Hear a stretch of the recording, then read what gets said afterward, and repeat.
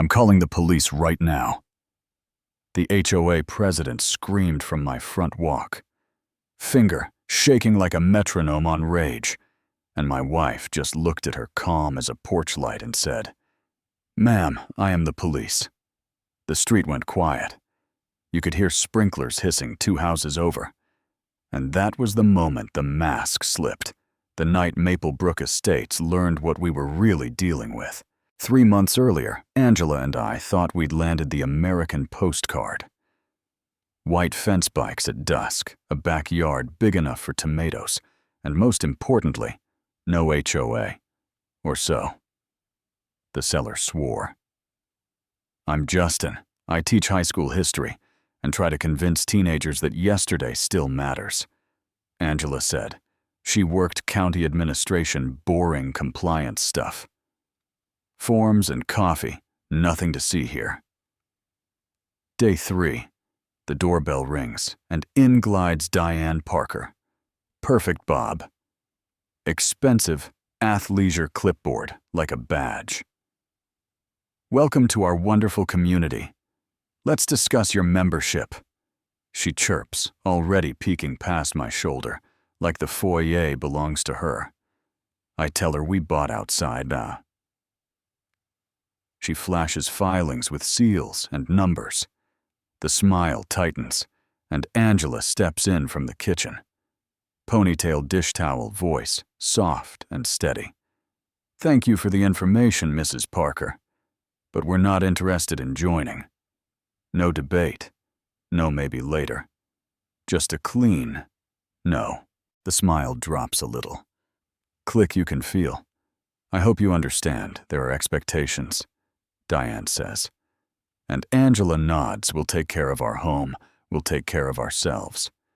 Next morning, a violation is taped to our door, like a ticket at a busted meter grass. Allegedly too long. Mailbox, allegedly wrong color. Shrubs, allegedly against neighborhood aesthetic, which would have been impressive if our shrubs weren't still in their nursery pots.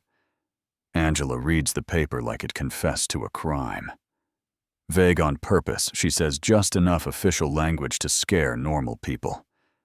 By afternoon, our mailbox is stuffed with flyers for a concerned neighbors meeting. Words like collaboration and community values wrapped around one message: get in line. I went anyway. "Yeah, I know." And Diane ran a full courtroom drama on a projector before and after photos, numbers about property values. Then a slide of our house with red circles, like we were a case file. And when she said some newer residents believe standards are optional, a neighbor in the back, Mike Davis, just said, "8 years here. Their place is fine. Identical fixtures to half the block, and you could feel people realizing they'd signed up to be an audience, not a community." Then the envelope came slid under our door, like a bad magic trick. No return address inside. Were our floor plans, the real ones, plus photos of Angela leaving for work dates, and times in neat handwriting angles from different corners of the street. And that was the night the fear moved in with its shoes on.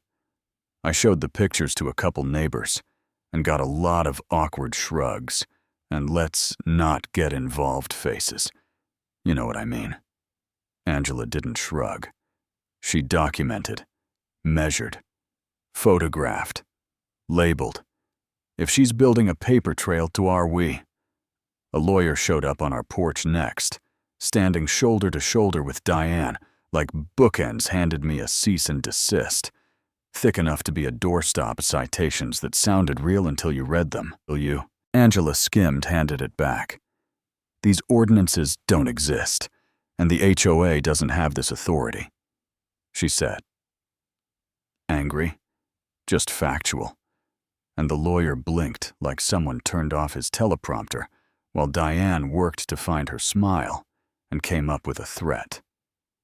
"There are ways to handle residents who don't understand how neighborhoods like this function." "We understand," Angela said. "We're just not joining." A city code officer showed up because Diane filed a formal complaint. He walked the lawn. With a tape, checked the mailbox. The beds, then sighed. The sigh of a man who's done too many cul-de-sac wars. "Sir, whoever filed this wasted everyone's time. Your property's in great shape, but document everything. These things escalate." Mike pulled me aside in his driveway. Low voice, eyes on the street, I'm on the board. "The HOA's upside down. Diane signed big landscaping contracts and needs new dues to cover them. If membership doesn't spike, she's personally on the hook." Suddenly, all the righteous language had a dollar sign behind it. That weekend, I woke up at 2 a.m. to a flashlight drifting across our fence line. Like a slow comet, patio chairs. Moved hose half uncoiled. Tiny scratches by the window screen like someone tested it. I ran out too late to catch more than a shadow jumping the fence, and Angela was already at the back door with her phone and a tape measure building a case file on our own kitchen table. An anonymous email landed the next night. "Your wife isn't who she says she is. Ask about her real job. Be careful who you trust." And for half a heartbeat, I felt the floor tilt under me. Angela read it. Went quiet, not scared of Diane. Just disappointed the conversation she'd been avoiding might not wait. Diane pivoted to social media, careful posts about community character and certain residents who hurt property values. Passive-aggressive enough to be shareable. And Angela sat there, screenshotting like a librarian. This is how prosecutions get built, in public comments. Officer Smith came back to follow up on our report, flipped Angela's binder open, and said, "Most folks don't preserve evidence this well." And Angela gave her that polite county employee smile. Government work teaches you documentation, which was true, and not the whole truth. The break came on a crack in the sidewalk. Diane stumbled during one of her security assessment lap walks, dropped a notebook, and I saw a page before she snatched it up. Subject displays tactical awareness consistent with professional training. Recommend extreme caution. Law enforcement background likely. And my heart went colder than the porch rail in February. 2 days later, an unmarked sedan parked across from our house sat for hours. Windows tinted to midnight. I asked Angela if it was hers, and she said too calm. "Too long, and it's not one of ours." Yeah, that happened. The showdown wasn't subtle. It never is with people like this. Diane marched up our walk with a crowd behind her like it was a parade for bad ideas. Hit the doorbell like she was trying to win something. And when Angela opened the door, Diane launched into a speech loud enough for the block. "We need to discuss the surveillance you are conducting from this house. This community deserves answers." And I almost laughed because projection has a sound, and it sounds like that. Angela straightened. "Let the disguise go. You want answers? Fine. I'm Angela Roberts, County Sheriff, and you could actually hear the moment everyone's brain clicked back into place. Diane said no like a kid refusing vegetables, pulled out her phone. "I'm calling the police," and I watched my wife smile a little because fate has a sense of humor. 2 patrol cars arrived, lights reflecting in a dozen phone screens. Officer Smith stepped out, saw Angela put on her professional face. "Good evening, Sheriff Roberts. We received a call about someone impersonating law enforcement," and she turned to Diane. Patient as a kindergarten teacher. "Ma'am, you called 911 to report that the county sheriff is impersonating the county sheriff." Angela laid out the charges: stalking, harassment, criminal trespass, false reports. Handed over the binder, and Smith read enough to click the cuffs.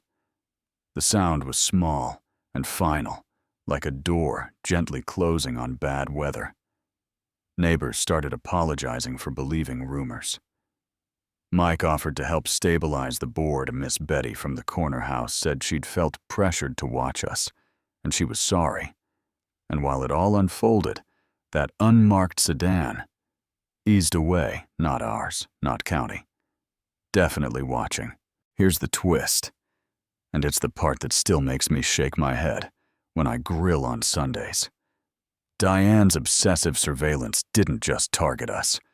Her notebook accidentally documented a house 3 streets over that was under federal investigation for money laundering. Late-night drop-offs, cash bags, odd traffic dates, and times so meticulous they might as well have been affidavits. The feds had been patient then. This self-appointed hall monitor handed them a pattern, not because she wanted to help, but because she couldn't resist writing everything down. And when the arrests happened, nobody posted about property values anymore. Our neighborhood got quiet the way a house settles after a storm. Mike became interim HOA president and changed the rules so complaints needed a second signature, and evidence, no more weaponized flyers, more actual block parties, and Angela's identity, the part she kept separate to keep us safe, ended up making people feel safer, which is a funny kind of grace. Diane took a plea probation community service counseling restitution, a no-contact order, then moved states because it's hard to rebuild a life where everyone watched you call 911 on the sheriff. What stuck with me wasn't just the handcuffs or the headlines. It was the difference between neighbor and enforcer, between rules and control, between vigilance and voyeurism. Paper can be a weapon if you let it, but the truth holds up with or without clipboards. So let me ask you, since you've listened this far, where's the line for you? Do HOAs keep communities clean, or just give the loudest person a stage? When does watching out for each other turn into watching each other, and who gets to decide? Drop your take in the comments, argue it out. Tell me what you've seen on your block, and if this made you feel a little less alone, hit like, subscribe, share it with that friend. Fighting a small fight that isn't small at all.